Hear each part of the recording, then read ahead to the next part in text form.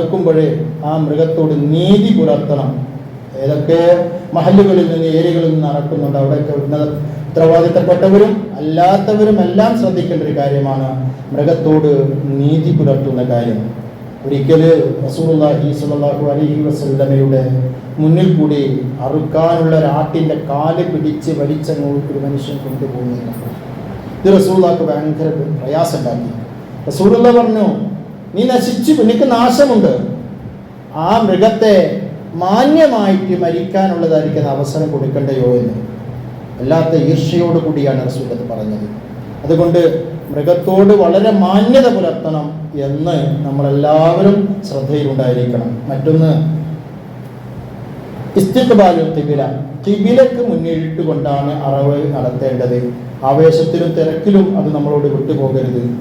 ഇഖ്ഫാഉൽ ആല, നമ്മൾ ഈ മൃഗത്തെ അറക്കുന്ന ആയുധം അത് ഈ അറവ് മൃഗത്തെയോ ഇനി അറക്കാനിരിക്കുന്ന മൃഗത്തെയോ കാണിക്കരുത്. പ്രത്യേകം ശ്രദ്ധിക്കേണ്ട കാര്യമാണ്. കത്തിയിൽ ഇങ്ങനെ നീട്ടിപ്പിടിച്ച് അതിന് മുന്നിൽ കൂടിയൊക്കെ ഇങ്ങനെ പോകുമ്പോൾ വിശേഷ ബുദ്ധിയില്ലെങ്കിലും ബുദ്ധി ആ ജീവികൾക്കും ഉണ്ടല്ലോ, അത് വല്ലാത്തൊരു പ്രയാസമാണ്. അതുകൊണ്ട് ആലത്ത് കത്തി മറച്ചു പിടിച്ചിട്ട് ഈ ഉരുവിനെ അറക്കാൻ കൊണ്ടുപോകാൻ പാടുള്ളൂ എന്ന്. അതുപോലെ തന്നെ കത്തി നല്ല മൂർച്ചയുള്ളതായിരിക്കണം എന്നുകൂടി ഫുഖഹാക്കൾ പറയുന്നുണ്ട്. അതുപോലെ വേറൊരു കാര്യം എന്ന് പറഞ്ഞാൽ മറ്റൊന്നിൻ്റെ മുന്നിൽ നിന്ന് ഒന്നിനെ അറക്കരുത്. ഇത് പറയുമ്പോൾ സ്വാഭാവികമായിട്ടും നമ്മുടെ മനസ്സിൽ സൗകര്യം ഇല്ലെങ്കിലോ എന്ന്, ഉള്ള സൗകര്യം അതിനുപയോഗപ്പെടുത്തുക.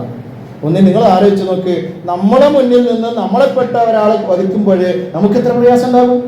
അതുപോലെയുള്ളൊരു പ്രയാസം അവയ്ക്കും ഉണ്ടാകും. അതുകൊണ്ട് ഒന്ന് കാണക്ക മറ്റൊന്നിനെ അറക്കുന്ന ഒരു രീതി ഉണ്ടാകരുത് എന്ന് ഇത്തരം കാര്യങ്ങൾ നമ്മൾ ശ്രദ്ധിക്കണം. അതോടെ കൂടെ തന്നെ നമ്മൾ ശ്രദ്ധിക്കേണ്ട വേറൊരു കാര്യം, ഈ അറവ് രംഗങ്ങളോ മറ്റോ ഒന്നും സോഷ്യൽ മീഡിയയിൽ അത് റെക്കോർഡ് ചെയ്യാനോ അത് സോഷ്യൽ മീഡിയയിൽ പ്രചരിപ്പിക്കാനോ പാടില്ല എന്ന് പ്രത്യേകം നമ്മൾ ശ്രദ്ധിക്കണം. കാരണം നമ്മുടെ രാജ്യത്തിൻ്റെ അവസ്ഥയൊക്കെ അങ്ങനെയാണ്.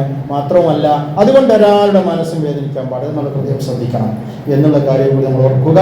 അതുപോലെ നമ്മുടെ അറവിൻ്റെ അവശിഷ്ടങ്ങൾ അത് വളരെ ശ്രദ്ധിക്കണം. നമ്മൾ ആ അറവിൻ്റെ അവശിഷ്ടങ്ങൾ എവിടെയെങ്കിലും കാക്കയോ അതുപോലെ തന്നെ പട്ടിയോ മറ്റോ കടിച്ചു കൊണ്ടുപോയി കൊത്തിക്കൊണ്ടുപോയി ഏതെങ്കിലും ഒരാൾക്ക് പ്രയാസപ്പെടുത്തുന്ന രീതിയിൽ അതുണ്ടായാൽ പടച്ചവനോട് നമ്മൾ മറുപടി പറയണം. പ്രത്യേകിച്ച് നമ്മുടെ നാടുകളും ക്ഷേത്രങ്ങളും മറ്റും ഉള്ളത് കൊണ്ട് ആ ക്ഷേത്രത്തിൻ്റെയോ മറ്റോ പരിസരത്തോ ഈ പട്ടികളോ മറ്റോ കൊണ്ടുപോയി ഇട്ട് കഴിഞ്ഞാൽ അത് വലിയൊരു പ്രത്യാഘാതത്തിന് കാരണമാകും. അതൊക്കെ ഉത്തരവാദിത്തപ്പെട്ട ആൾക്കാർ ശ്രദ്ധിക്കണം. ഇത് ശ്രദ്ധിക്കാതെ വേണ്ടതുപോലെ നമ്മൾ കൈകാര്യം ചെയ്യും. ഇവിടെ നമ്മുടെ നാട്ടിലൊക്കെ ശ്രദ്ധിക്കാറുണ്ട്, പക്ഷെ ഞാൻ ഒന്നും കൂടി ഓർമ്മപ്പെടുത്തുകയാണ്, അത് വേണ്ടതുപോലെ കൈകാര്യം ചെയ്തിട്ടില്ലെങ്കിൽ ഒന്ന് പടച്ചവനോട് നമ്മൾ മറുപടി പറയേണ്ടി വരും. രണ്ടാമത് അതുമായി ബന്ധപ്പെട്ട് ഉണ്ടാകുന്ന എന്ത് പ്രയാസങ്ങളും ഉത്തരവാദി നമ്മൾ തന്നെയായിരിക്കണം. നമ്മൾ സൂക്ഷിക്കണം. നമ്മൾ എന്ത് കർമ്മങ്ങൾ ചെയ്യുന്നുണ്ടോ അത് പടച്ചവന്റെ അടുക്കൽ നിന്ന് കൂലി കിട്ടാൻ വേണ്ടിയാണ്, അതല്ലാതെ മറ്റൊരു ലക്ഷ്യം അതിലില്ല. അത് നമ്മൾ ഒരു നിലക്ക് നഷ്ടപ്പെടുത്തി കളയരുത്. അല്ലാഹു തആല സ്വീകരിക്കുമാറാകട്ടെ. അർഹമുർ റഹീമീനായ